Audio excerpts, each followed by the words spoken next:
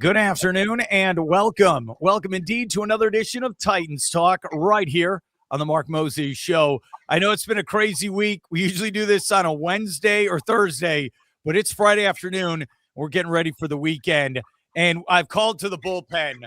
We were going to have some coaches on, but every coach is busy doing their actual job. So I got my man, SID himself, Mike Parsons. Mike, how you doing today?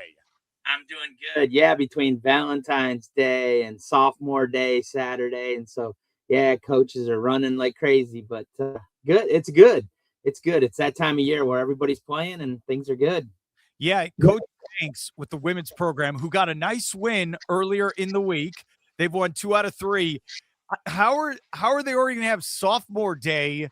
What is this schedule, dude? How did this work out where it's going to be coming up tomorrow at the Fieldhouse? We were talking about that. This is one of the earliest we've had. It's crazy. So they just have, 4 games on the road to end. And so tomorrow's their last home game. And so, there's 5 sophomores. They're going to play their last game. And it's funny because he really did want to come on and talk about them because they're a special group.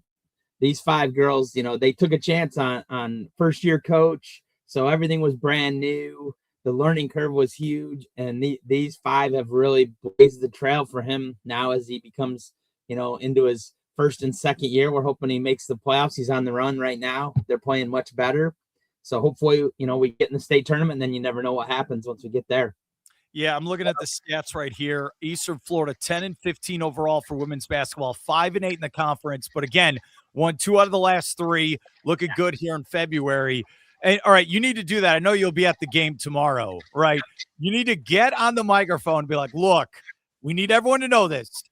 I know it's the final home game of the season, but there are games still to be played. Do you need to do this, Mike? Yes.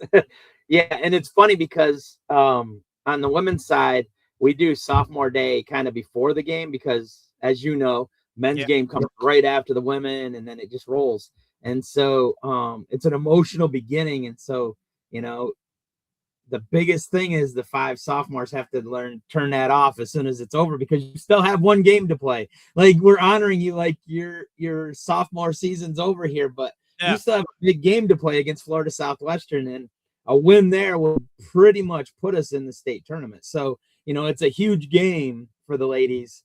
And, the 5 that are being honored are legitimately 5 really good players that play and contribute big time for this team. And so, I hope they get honored and they say, you know what, let's leave it all on the court today and we have a really good day tomorrow.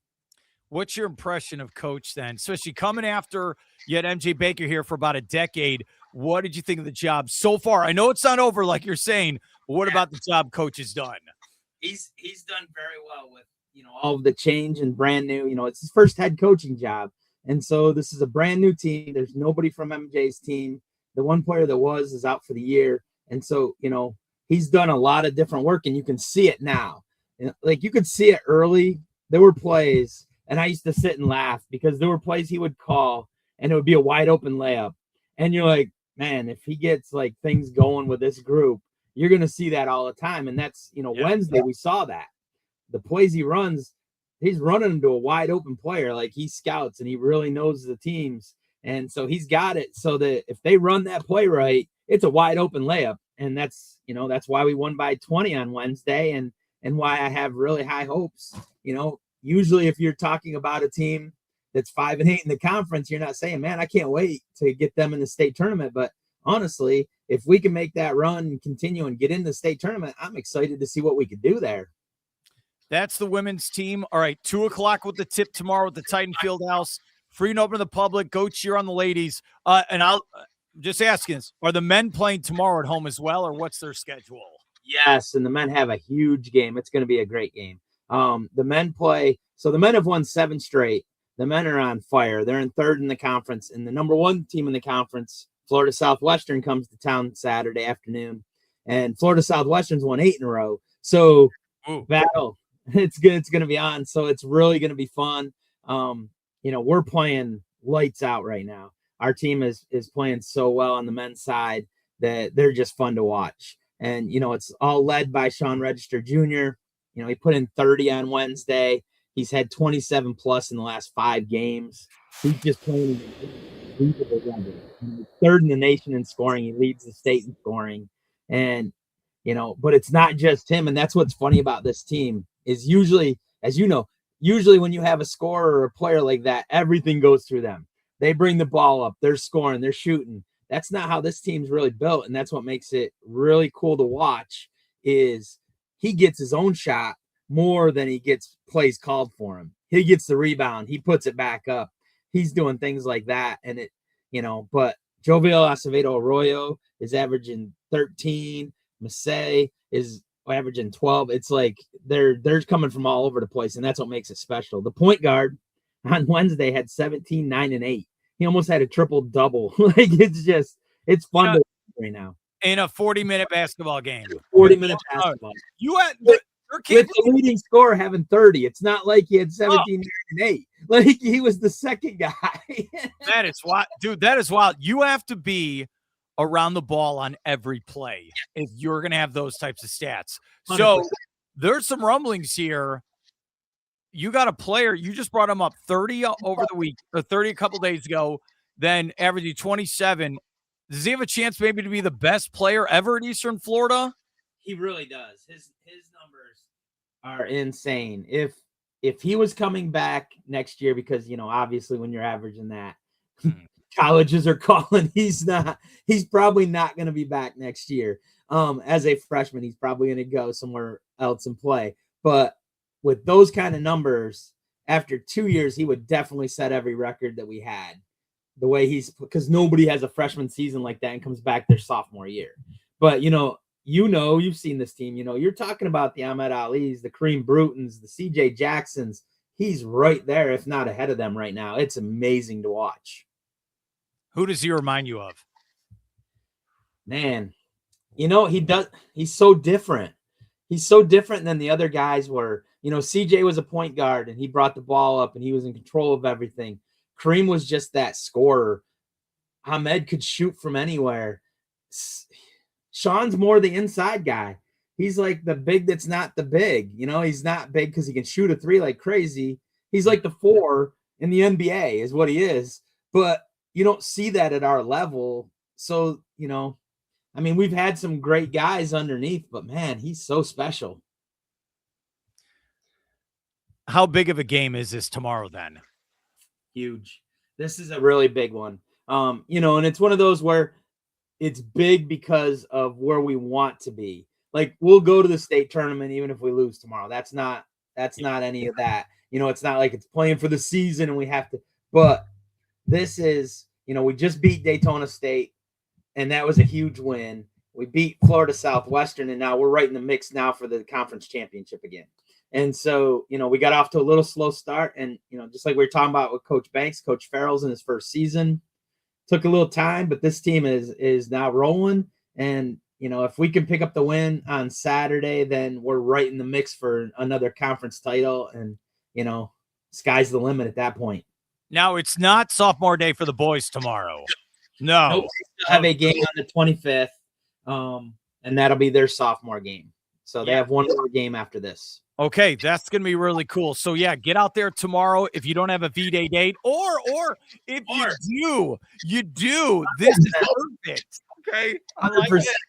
Yeah, I do not have a Valentine's Day date, so I'm like, yeah, a lot of basketball for me tomorrow. So I'm going to have to come out to the Titan Fieldhouse. I like this. All right, before I let you go, because that's basketball, what other sports are going on right now, buddy? Yeah, so baseball and softball are underway. Golf and tennis are underway as well. Baseball opened the conference season last night. It was a wild game. We got behind 6-0, fought back. We actually got the bases loaded in the 9th, but couldn't tie it up. We lost 10-8, but just a great game. It was so much excitement. Bryce Jackson hits a home run in the 8th inning, a 2-run homer to put us down 10-8, and you're like, man, here we go. Like it got really tight, and it's a good start for the guys. So they go to Polk State on tomorrow for 2 more, and that conference starts. And softball is rolling. Softball's 9-1. They had 17-1 and 19-4 wins last week. So they are really, really good. Excited. We don't like to look too far ahead, but that really could be one of the best teams we've had on the softball side as well, which is exciting. Love talking to your softball coach. It Oh, was fantastic. And I love, all right, he had a camo Eastern Florida hat. And I was like, huh, where do you get that exactly? He's like, I made it myself. yes, Interesting. Maybe we need to make our own material. Okay. I like that. If you need one of those, I can probably get you one of those. Hey, look, this is my thing. Like you said, they're rolling. Hey, coach, keep wearing that hat. If that brings 100%. Yeah. Don't take that off right now. So baseball and softball, what were the other sports you said are going on? We got both golf teams have started. So the women's golf will be back in action. They'll go to Valdosta on Monday and Tuesday. They had their first tournament last weekend. Men's golf plays in the week after that. And then men's and women's tennis are playing as well. Yeah, Jamie Howell's a great guy, and it was fun talking with him. And I think he's probably happy that the weather's gotten better. Yes.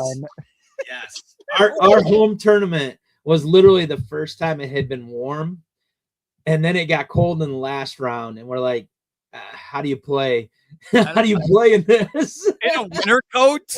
Like, what do you do? Right. Dude, when it was okay, you didn't have to do any events when it was that weekend where it got to like 27 degrees outside in the morning. Luckily, no. Luckily, that was missed. So the worst one was the morning of golf was really cold. It was in the 40s, and you're like, I don't know how you're swinging a stick right now because I'm barely standing here. I don't know either.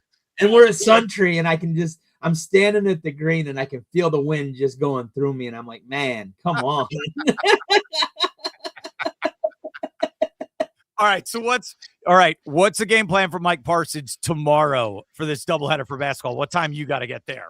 Yeah, so tomorrow I'll be there around noon, start getting things set up because, like I said, we do sophomore day before. So, I have written out a couple things here and there to say about each one. We honor each one, and then tip-off time, 2:00. Then, I'm just on the PA doing my thing and hopefully watching two really good basketball games and hopefully a couple wins.